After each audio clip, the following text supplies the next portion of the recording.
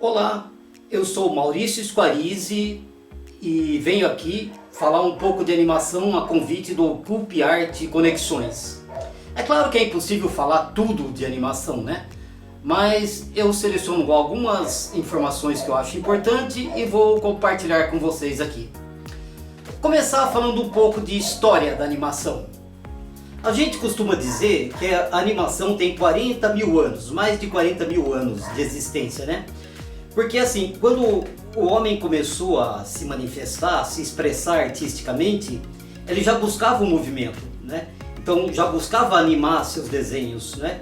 Então, só que o que é? A arte também depende um pouco da tecnologia disponível, né? Então, qual a tecnologia que o homem tinha há mais de 40 mil anos atrás? Era talvez um galho para molhar no sangue de um animal e desenhar na parede das cavernas, né? Mas isso não impede, a escassez de tecnologia não te impede de se expressar artisticamente. A criação não é barrada, né? Mas conforme a gente vai tendo mais tecnologia, a gente vai conseguindo se expressar, materializar melhor o que o nosso interior cria. Então a gente já considera que a animação começa há mais de 40 mil anos atrás. Em 1827, John Aaron Paris inventa o taumatroscópio. E a invenção do taumatroscópio é algo muito importante, talvez a raiz da pré-história do cinema. Vamos dizer assim. Sabe por quê? Porque aqui a gente vê claramente o fenômeno da persistência da imagem na retina. Quer dizer, toda a imagem fica um pouquinho na nossa retina antes de ir para o cérebro. E esse pequeno intervalo, isso aí é cerca de 1/24 de segundo. E esse pequeno intervalo é que proporciona do cérebro ter a ilusão do movimento. Olha aqui o taumatroscópio, inventado por John Aaron Paris em 1827. Na verdade, o dele, vocês vão ver muito nos livros de cinema, que é uma cordinha, um barbantinho, com o disquinho no meio e um passarinho de um lado e a gaiola do outro, né? Mas nas oficinas que eu dou, que eu vou falar mais adiante aqui, oficinas que eu e o Al, do Núcleo de Cinema de Animação, ou as oficinas que a gente dá, numa delas eu trabalhando com professoras, uma que trabalhava com crianças pequenas, ela detectou que a cordinha era muito difícil para a criança mexer. Então ela começou a fazer, olha que legal, ela começou a fazer um taumatroscópio um pouco maior e em vez da cordinha ela usa um palitinho, né? E então fica mais fácil de manipular. Bem, mas aí outra coisa importante, ela mudou o nome. Em vez de ficar ensinando as crianças a falarem taumatroscópio, ela chamou de pirulito animado. Bem, vamos lá então. Então olha o que é a persistência da imagem na retina, que John Aaron mostra aqui no taumatroscópio. Muitos chamam de taumatrópio ou taumatrope. Bem, de um lado eu tenho um desenho. Na outra face do disco tenho o complemento desse desenho, né? Aquele tradicional é uma gaiola de um lado e o passarinho do outro, né?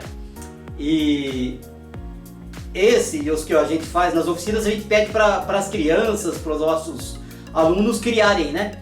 Então, esse aqui eu fiz só para demonstrar para vocês. Então, olha aqui. De um lado eu tenho uma figura, de outro o complemento dessa figura. Quando eu giro, o que vocês veem, né? As duas figuras ao mesmo tempo. Por que você vê as duas figuras ao mesmo tempo?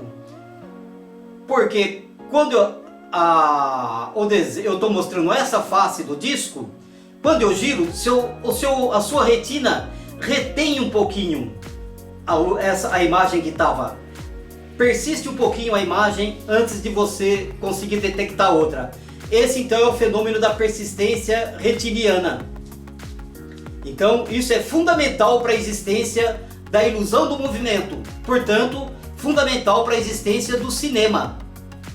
Bem, artistas e cientistas continuam buscando representar o movimento gráfico, né?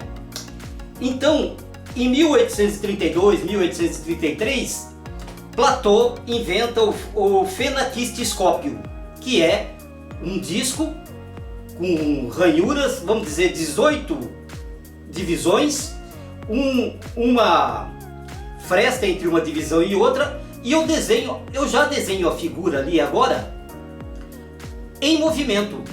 Então no fenaquistoscópio eu já posso programar, criar um ciclo, um movimento, um ciclo, né? Então eu já desenho os fragmentos desse ciclo, do movimento desse ciclo. E uma coisa muito mágica no fenaquistoscópio, que você desenha de um lado e depois você coloca o aparelho no espelho. E quando você olha através das frestas, você está vendo o desenho que você fez, que está na face que está virada para o espelho. Então lá no espelho é que você vê a animação. Então você vê, em 1832, 1833, esses caras já eram meio bruxos, né? Faziam uma coisa que o movimento estava no espelho. Tem uma outra versão do fenaquistoscópio que eles colocam um disco de cada lado, que faz o mesmo efeito. Eu estou mostrando figuras aqui dos livros de história do cinema, né? Eu estou usando uma colinha aqui porque essas datas e nomes são muito importantes e então não quero falar errado. Depois do fenaquistoscópio, uma evolução, na verdade, do fenaquistoscópio é o zootroscópio, já criado em 1835 por W.G. Horner. O zootroscópio, gente, eu já vou mostrar um nosso aqui, que a gente faz, porque a gente faz muito. Esse aparelho é fabricado pelo Wilson Lazaré. Na verdade, o UOL pega esse zootroscópio, né? Esse aqui, o UOL faz várias versões. Esse aqui é uma de 18 quadros. Então, gente, olha aqui, eu vou mostrar, filmar em primeiro plano para vocês verem. Mas aqui, eu fiz aqui uma sequência, é também um ciclo, ó. Então, eu fiz aqui uma sequência de movimento.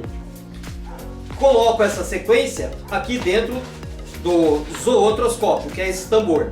Então, o que acontece? Quando eu olho por essas frestas, eu estou vendo a animação, o desenho que está do lado de cá. E quando eu giro entre uma fresta e outra, passa esse espaço escuro, que é quando acontece o fenômeno da persistência da imagem na retina. Então o que acontece? Uma imagem fica um pouquinho no meu olho e logo em seguida já vem a próxima imagem.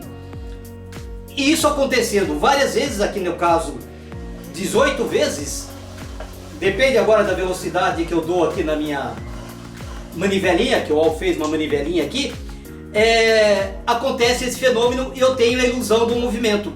Portanto, em 1835 a gente já conseguia ver desenhos em movimento.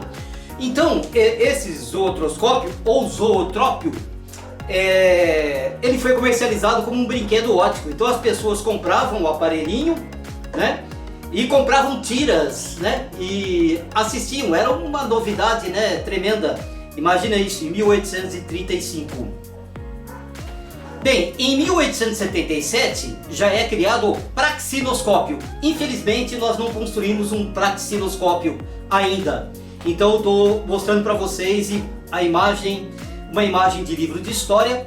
O praxinoscópio é criado por Émile Renault. Émile Renault é um nome fundamental na história da animação. Ele é homenageado, o dia 28 de outubro é o Dia Mundial da Animação, por causa de Émile Renault. Mas não ainda por causa desse praxinoscópio. Gente, o praxinoscópio, o sistema é o mesmo do zootroscópio. São 12 figuras, né? Ou 18 ou 24, né? No centro dele ele tem um tambor de espelho com um número de espelhinhos correspondente ao número de quadros do desenho. Portanto, cada desenho vai ser refletido no espelho, naquele tamborzinho de espelhos. E quando eu olho pelas frestas também, eu vou ver o movimento nesses espelhos, ok? Mas Émile Renault não para por aí, ele continua. Depois ele cria um praxinoscópio de projeção. Quer dizer, ele casa o praxinoscópio com a lanterna mágica. Mas Émile Renault não para por aí. Depois ele cria o teatro óptico. Quando Émile Renault cria o teatro óptico, ele descobriu o cinema, na verdade. Mas olha aqui, eu também estou usando imagens dos livros de história. Émile Renault já fazia isso numa sala de projeção. E ele projetava desenho animado. A primeira sessão dele, que ele fez, foi em 28 de outubro de 1892. Por isso, 28 de outubro é o Dia Mundial da Animação. E acontecem mostras de animação no mundo todo. No Brasil tem um festival muito importante chamado Dia da Animação, que acontece em muitas cidades ao mesmo tempo, né? Bem, então, olha, preste atenção numa coisa. Os irmãos Lumière, que são tidos como os inventores do cinema, eles fazem a primeira sessão de cinema na França em 1895. Olha o que eu falei, Émile Renault faz a sua primeira sessão de desenho animado em 1892. Portanto, o desenho animado projetado no cinema, projetado numa sala de espetáculo, já é mais antigo do que o cinema. O filme de ação real, o filme de fotografias animadas, como os irmãos Lumière fizeram a primeira sessão em Paris, né, em 1895. Émile Renault fez 3 anos antes. Beleza? Então, olha aí. Então, nós, em 1892, a gente já tinha essa sala de espetáculo onde as pessoas iam para assistir desenho animado. E Émile Renault, ele fazia umas tiras enormes assim, muito grandes assim, ele contava histórias, fazia histórias, né? Ele fazia trilha sonora, ele contratava músicos para fazer trilha sonora para os seus filmes. Quer dizer, ele já era um filme, o que a gente veio a chamar de filme, depois da invenção dos irmãos Lumière. Invenção dos irmãos Lumière, entre parênteses, né? Porque esses filmes, Thomas Edison e alguns outros inventores e artistas já faziam filmes antes dos irmãos Lumière, só que eles ainda não projetavam, eles era uma exibição individual, né? Os irmãos Lumière pegam o invento de Edison e projetam numa tela e criam uma sala de espetáculo, né? Só que Émile Renault já vinha fazendo isso antes.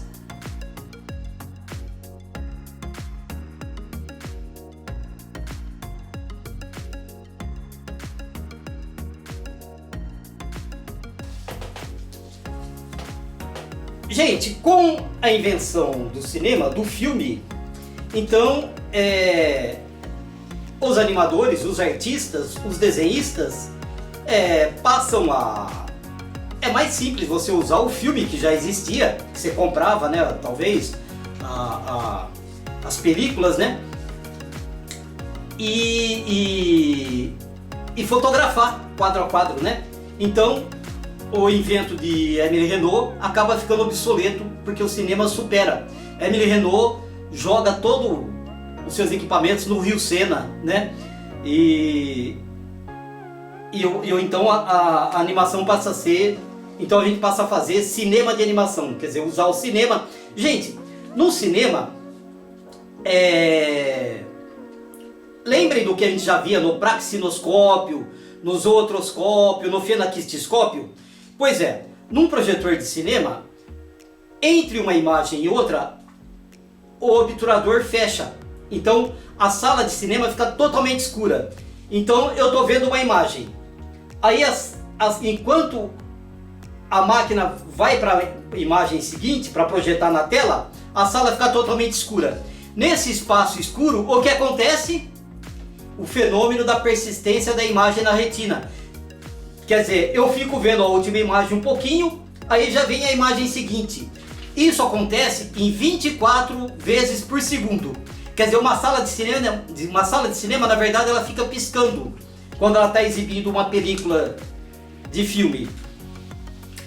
E o cinema funciona a 24 quadros por segundo, tá? Então, o animador, quando vai animar, o desenhista, ou o animador, no caso do desenho animado, eu tenho que produzir as 24 imagens para ter 1 segundo de animação. Então, eu desenho imagem por imagem do movimento, aí eu fotografo imagem por imagem, e a cada 24 imagens eu tenho 1 segundo, quando eu vou projetar o filme numa sala de cinema, se eu fizer na velocidade do cinema. Se eu fizer na velocidade do vídeo, são 30 imagens por segundo, certo? Agora, os animadores usam alguns truques para facilitar seu trabalho, né?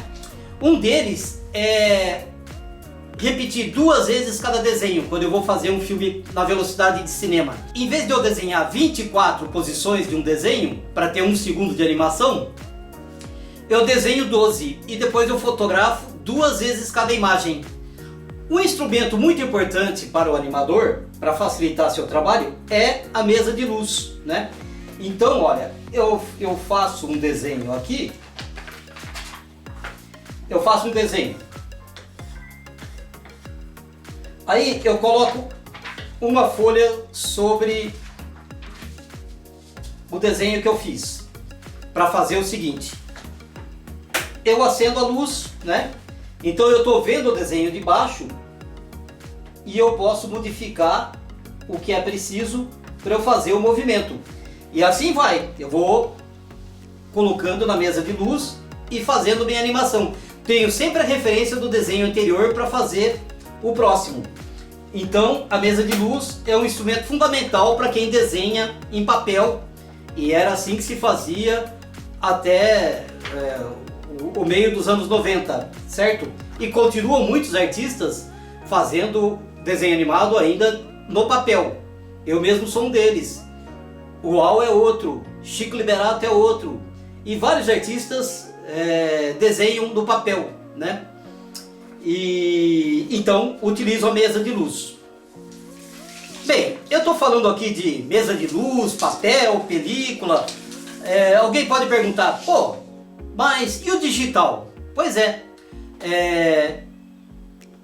vinha sendo desenvolvida essa tecnologia digital, né?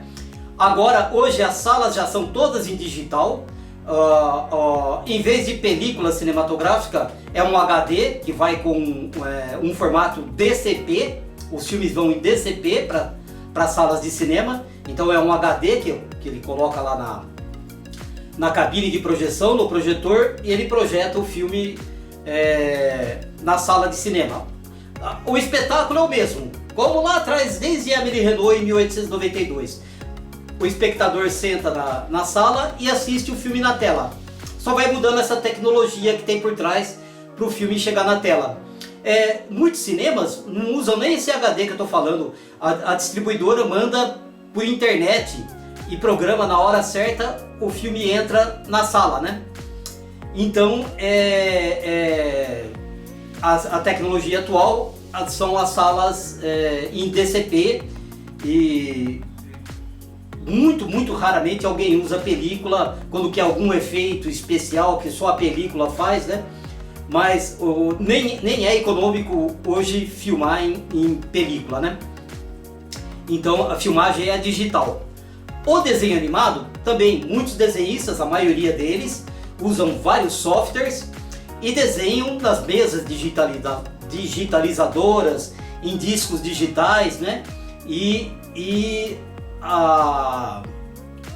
Portanto, é uma tecnologia digital.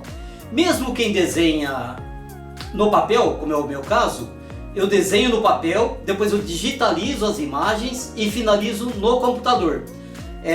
Por exemplo, Café, um Dedo de Prosa, que a gente vai conversar um pouquinho daqui a pouco sobre o processo de ter feito esse filme, ele foi todinho desenhado no papel. Eu animei o filme todo, 90% da animação eu fiz. Aí outras animadoras e outros animadores animaram outras cenas. Algumas pessoas desenharam em papel, como eu, dessas animadoras e animadores, e outras desenharam já direto em digital, com a canetinha digitalizadora, com a mesa digitalizadora.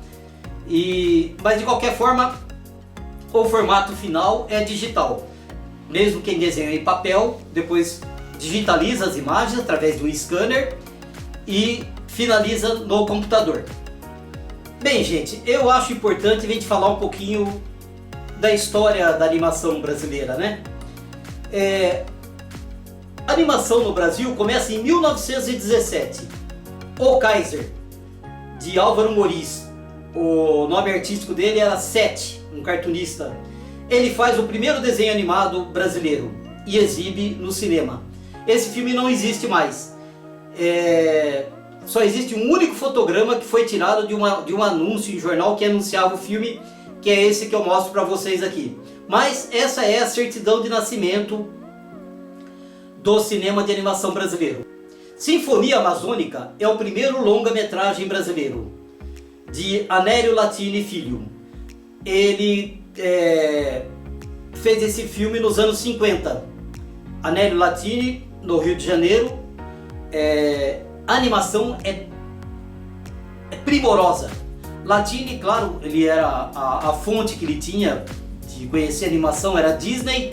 A gente está falando dos anos 50, né? 1950, 1953, 1956, esse período que ele... Olha, já tinha Branca de Neve, do Disney, que é de 41, né? Ou 42, por ali assim. Então, a referência de Anélio Latini é Disney. Mas ele anima muito bem. Tem uma cena de um jabuti dançando, um chorinho. Isso Disney jamais ia fazer, ou qualquer outro animador que não fosse brasileiro. E é primorosa essa animação que ele faz ali. E ele sincroniza a dança do jabuti com o chorinho, sabe? É muito legal. Então, Anélio, a gente pode ter orgulho de dizer que é o primeiro longa-metragem brasileiro de animação, Sinfonia Amazônica. É um filme genial. Álvaro Henrique Gonçalves vai fazer o segundo longa-metragem brasileiro de animação. O filme dele já tem cor. A Sinfonia Amazônica não tem cor ainda. E chama-se Presente de Natal. IP Nakashima faz o terceiro longa-metragem brasileiro em São Paulo, Piconzé, de 1973. Depois de Piconzé, o próximo longa-metragem, gente, já é do baiano Chico Liberato, feito na Bahia, Boieroá. Na minha opinião, é a obra mais linda do cinema de animação brasileiro. Chico tem uma música muito forte, aquele traço do Chico, aquelas cores da Caatinga. É um filme da Caatinga, é uma mistura de cordel, mas com aquelas cores muito fortes, né, que é o estilo do Chico. A pintura de Chico Liberato, ela é muito, muito forte, tem um estilo muito carregado de cultura nordestina, de cultura catingueira, né? Boieroá, de Chico Liberato, 1985. Nos anos 90, Cassiopeia, o primeiro filme já feito em computador, de Clóvis Vieira, feito em São Paulo também, longa-metragem brasileiro. Então a gente encerra, no século XX, o Brasil produz cerca de um longa-metragem a cada década. Mas quando entra no século XXI, aí a animação brasileira explode, né? Se produz muitas séries, muitos longas, muitos curtas, e videoclipes, jogos, games, né? Então a animação brasileira realmente explode no século XXI. O que é preciso para se construir uma casa, uma ponte, um automóvel, um brinquedo, uma obra de arte ou um desenho animado? A resposta pode estar com o Dr. K, um homem movido pela sua própria inquietação, que em uma de suas costumeiras caminhadas, certo dia encontrou um caminho diferente.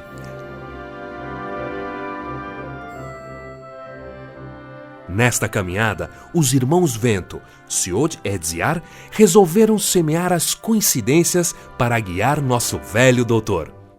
Sopravam, levavam e traziam à sua frente tudo o que seria necessário para contar uma história, com a técnica de desenho animado. Com os novos instrumentos e também por causa deles, com uma nova filosofia, Dr. K foi construindo sua história. Mas um desenho animado não é feito para ficar preso dentro de uma sala de cinema. É uma guerra, Uma batalha que, vencida ou perdida, ganha a liberdade e povoa para sempre as nossas mentes.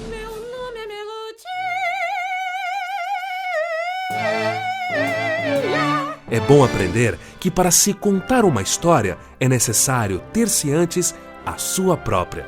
Mas vejam bem, as histórias nunca terminam. Sempre há um motivo ou outro para se seguir com um novo conto. Assim, Dr. K reúne todo o seu conhecimento, todos os instrumentos, toda a sua criação e parte em busca de uma nova história.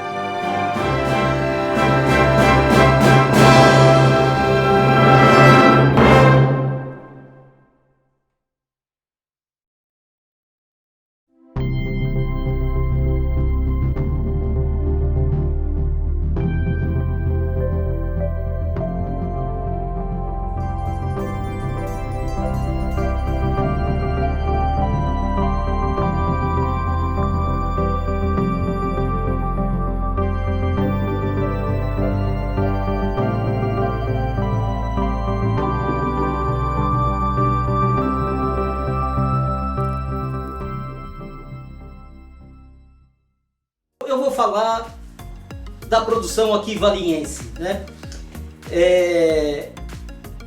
Em 2017 são lançados 2 longas-metragens de animação produzidos em Valinhos. História Antes de uma História, de Wilson Lazzaretti, o UOL, e Café, um Dedo de Prosa, de Maurício Sparisi, que sou eu. Gente, pra gente chegar nesses 2 longas-metragens, é uma história de animação que começa em 1975, quando o UOL começa a dar aulas de animação, aulas de desenho animado, no Conservatório Carlos Gomes, em Campinas. E ele começa a trabalhar com crianças, dá aula de desenho animado, no Conservatório Carlos Gomes, a convite de Leia Zigiati. Fica um tempo dando aulas ali. Depois sai do Conservatório Carlos Gomes, fica um pequeno período circulando assim, sem um local fixo. Aí vai para o Teatro Municipal José de Castro Mendes, em Campinas, né? No Teatro Castro Mendes, na Sala 58, que na verdade era um camarim que foi transformado em uma sala, em um ateliê de animação, o UOL continua dando aula para crianças, mas artistas de Campinas e da região começam a se interessar por animação também e vão ali experimentar fazer animação. Isso acontece com vários artistas. Eu vou citar João Protetti, que é poeta e artista plástico. Ele foi ali no núcleo, experimentou animação, fez uns 3 filmes de animação usando a sua técnica. Depois ele volta para a sua arte, para a poesia, para o seu trabalho plástico, e não faz mais animação. Outro exemplo assim é a Heloísa Alvim, ceramista. Ela também vai para o núcleo, faz alguns filmes com argila, com desenho, e depois ela volta a se dedicar à sua arte. Vai para a França, fica 30 anos na França, agora retorna para o Rio de Janeiro, tem o seu ateliê no Rio de Janeiro de cerâmica. Essas pessoas, que eu dei o exemplo de Heloísa Alvim e João Protetti, mas teve também Sampaio, Rosa Rugai, várias pessoas, né? Experimentaram animação e voltaram para sua arte, mas nunca se desligaram do núcleo de animação. Sempre foram nossos amigos, continuam sendo, e nossos parceiros e colegas da arte, né? Gente, assim como vários artistas iam ali experimentar animação, foi o que aconteceu comigo. Eu desenhava, sempre desenhei a vida toda, né? Desde criança, queria trabalhar com desenho, e queria que minha profissão fosse desenho. Então eu fui estudar publicidade, e isso aí em 1976, então tinha um curso de publicidade no Colégio Batista, né? No centro de Campinas, então eu fui estudar ali. Enquanto eu estudava a publicidade, que ali tinha um pouco de arte, e era uma possibilidade de trabalhar com arte e sobreviver, né? Porque eu precisava de ganhar o dinheiro para pagar as contas. eu ia participando de toda a vida artística da cidade, claro, né? Aí, em 1976, eu assisto Allegro non troppo, que é Música e Fantasia, de Bruno Bozzetto. Esse filme é muito lindo, assim, é um filme que eu acho que me encorajou a fazer animação. Quer dizer, botou em mim o desejo de querer trabalhar com animação, né? E logo depois de Allegro non troppo, de Música e Fantasia, do Bruno Bozzetto, eu assisto uma mostra de Norma McLaren, que o UOL fez no Sesc Campinas. Eu ainda não conhecia o UOL. E assisti essa mostra de Norma McLaren. O cara, McLaren, ele vem e mostra toda uma possibilidade de animação, uma animação criativa, uma animação experimental, né? Aí logo depois uma mostra de filmes canadenses de animação. E logo depois uma mostra de animação brasileira, né? Estou falando de 1977, 1979, então era a animação que já se fazia ali, José Rubens Siqueira, Steel, né? Animadores Antônio Moreno, né? Animadores que experimentavam, faziam uma animação experimental, uma animação criativa, né? É claro que tinha a animação, vamos dizer assim, clássica, na publicidade paulistana, né? Que eram de técnica excelente, a técnica das melhores técnicas do mundo, os melhores animadores do mundo estão em São Paulo, né? Na animação publicitária. Bem, gente, então, através de João Protetti, eu vou para o núcleo também. Só que, em vez de fazer como os outros artistas, que experimentavam a animação e voltavam para sua arte, eu continuei no núcleo fazendo animação. E, em parceria com o UOL, a gente foi desenvolvendo uma didática de animação. A gente foi fazendo também um filme, depois outro, e também a gente foi fazendo oficinas de animação. As oficinas são a coisa de compartilhar o conhecimento, né? De possibilitar a outras pessoas usarem também a animação como uma forma de expressão. Então por isso a gente leva a animação para escolas, né? E a gente foi fazendo isso, né? Fizemos isso em várias regiões do Brasil, em quase todas as regiões, né? A gente trabalhou com crianças indígenas na Amazônia, trabalhamos no Xingu, trabalhamos muito no Pantanal, né? E fomos trabalhando com vários públicos diferentes, né? E a gente foi criando assim essa didática da animação mesmo, né? E o UOL fez um levantamento que a gente já fez mais de 2.500 oficinas nesses mais de 45 anos de atividade, né? Do núcleo de cinema de animação. A gente tem mais de 300 curtas no nosso acervo, né? Produzidos, né? Entre filmes autorais que eu digo são filmes realizados pelo UOL ou filmes realizados por mim, né? E filmes realizados em oficinas. Uma coisa interessante que eu venho fazendo desde 2012 é trabalhar com crianças autistas, né? Eu falo crianças, mas são pessoas de várias idades, né? Isso a gente vem fazendo na Acesa Capoava. Então eu queria mostrar esse making-off para vocês verem um pouquinho como é que funcionam essas oficinas em vários lugares, mas especificamente na Acesa Capoava, né?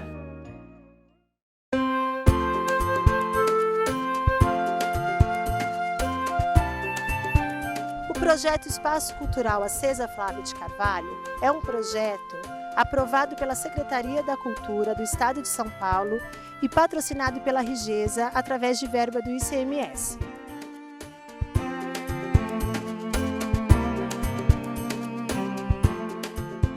Esse projeto, iniciado em fevereiro desse ano, consiste em oferecer para os nossos alunos e para a comunidade atividades culturais, tais como teatro, dança, artes plásticas e desenho.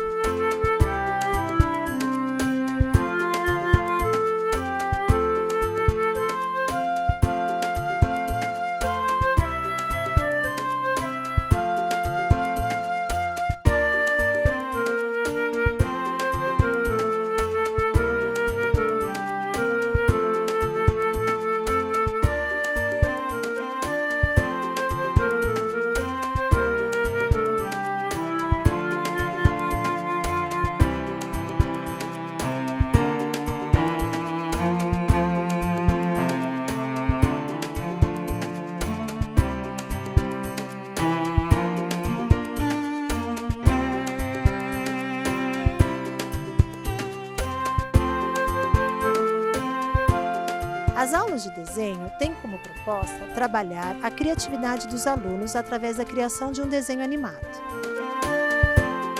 Os alunos são os autores, criaram o roteiro, o desenho e a trilha sonora.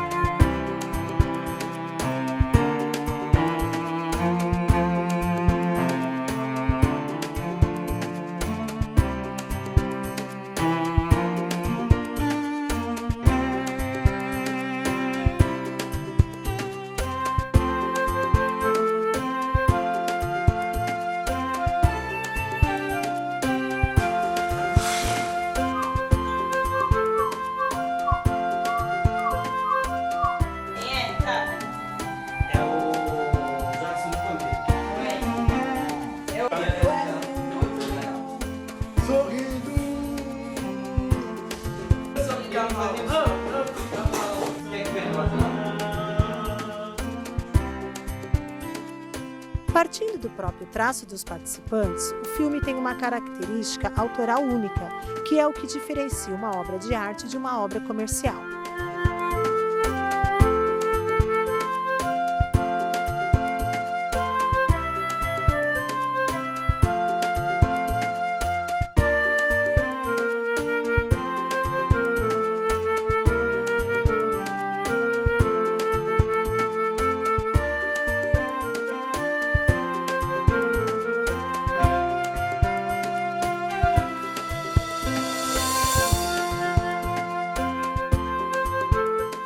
O tema trabalhado, 10 anos da CESA, foi muito bem orientado pelas mãos dos professores Maurício Squarizi, Anselmo Henrique de Carvalho e Bete Russo.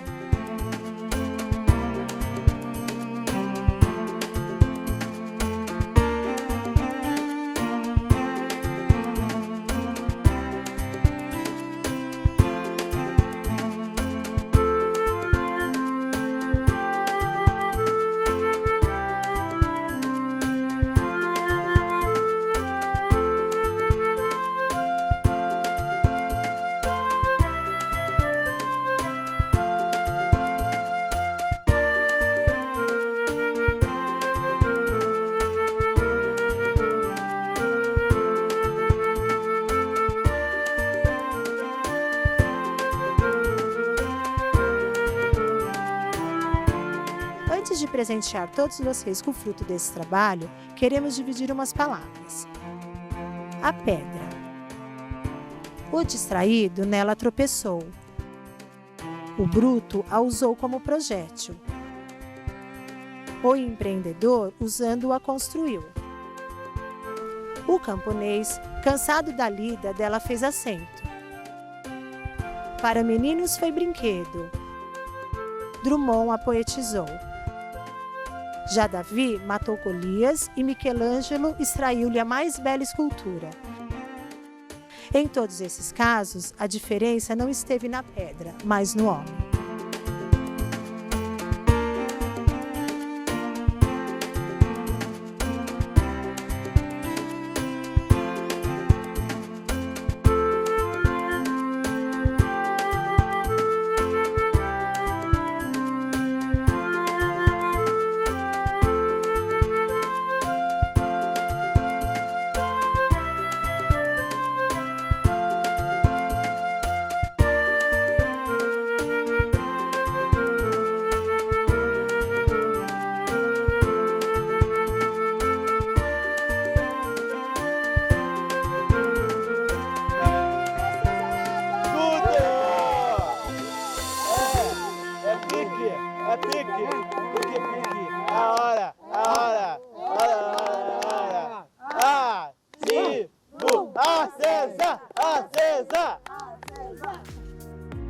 Em nossas oficinas, a gente produz um filme coletivo e autoral.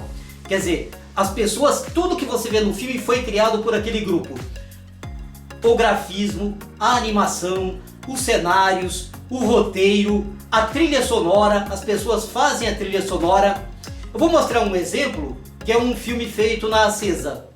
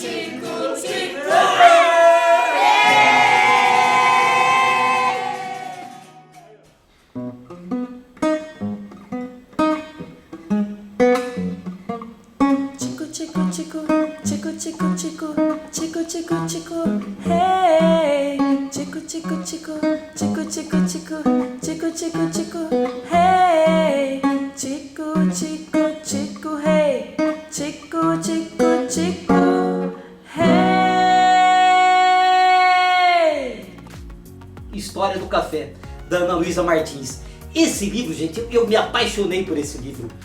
As informações que tem aqui, muitas delas eu já tinha de pesquisar em outras fontes, mas do jeito que a Ana Luísa Martins compilou isso aqui, então eu fiquei 2 anos, olha, esse livro está todo rabiscado, todo grifado, todo com anotações, né? Então eu fiquei 2 anos lendo, devorando esse livro, né?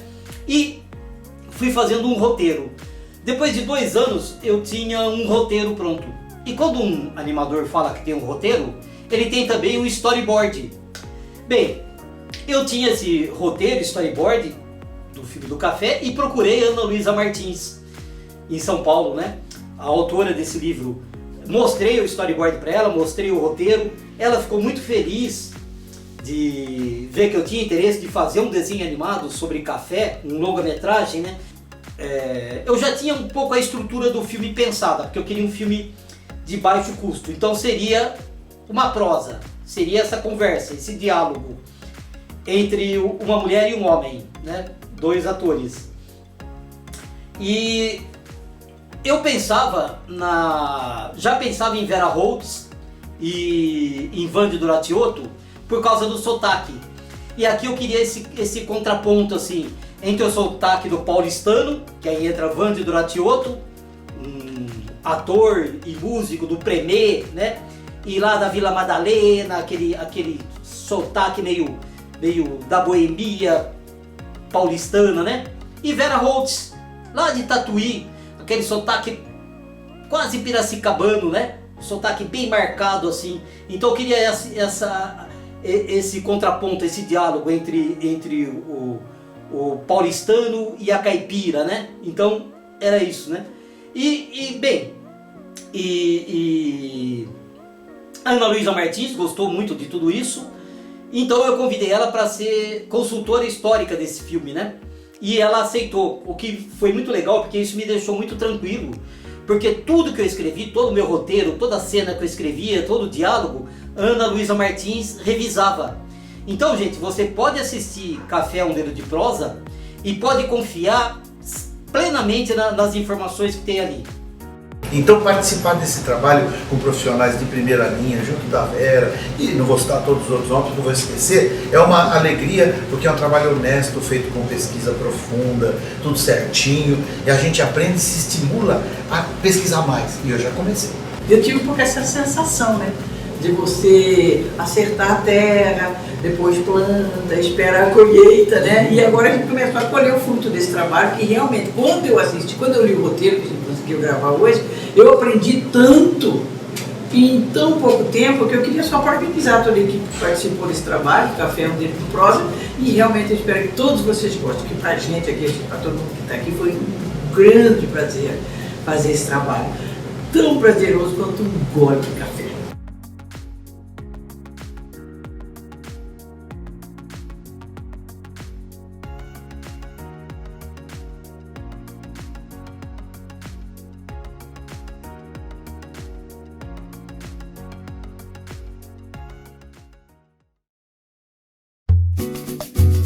La ya la ya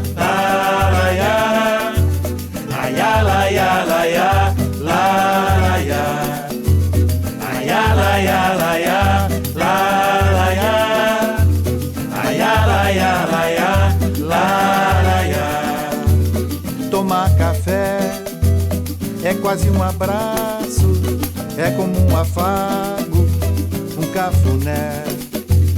Tomar café é quase um abraço, é como um afago, um cafuné. Laia, laia, laia, laia, laia, laia, laia, laia, laia, laia,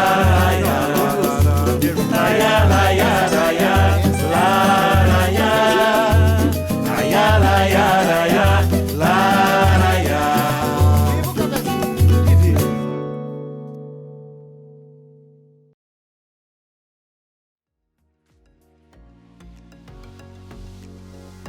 Gente, então agradeço mais uma vez aos curadores do Ocupe Arte Conexões por essa oportunidade de termos um papo bem legal sobre desenho animado, e assim que puder vamos fazer um encontro pessoal, tomar um café e conversar mais sobre desenho animado.